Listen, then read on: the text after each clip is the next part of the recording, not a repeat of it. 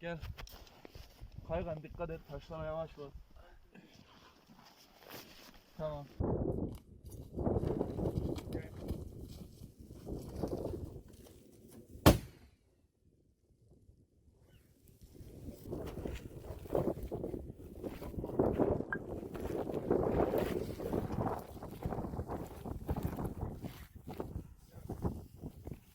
Geç.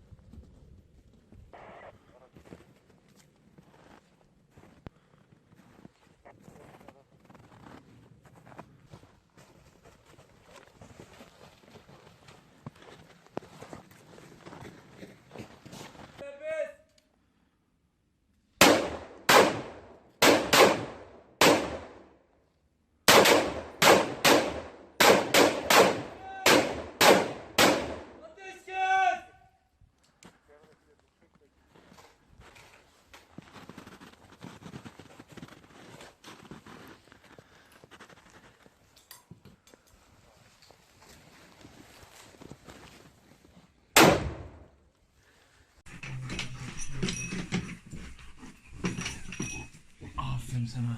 Bir saniye bekle. Bekle. Bekle. Bekle. Aferin sana. Sen çek onu onu. Nerede o?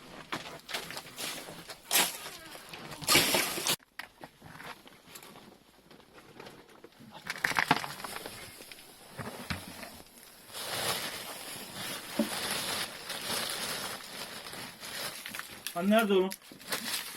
Nerede oğlum? Aferin sana. Gaz gaz gaz gaz gaz gaz gaz. Nerede oğlum? Aferin sana.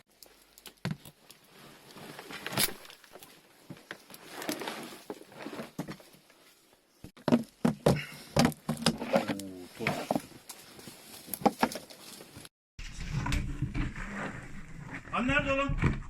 Aferin sana. Aferin. Çek. Sen de görünecek şekilde. Burada bir tane daha var. Tek tek gösterin. Tek tek çıkardığınız yeri tek tek gösterin. Şeyler baharat falan güzel. Efendim abi? Nerede?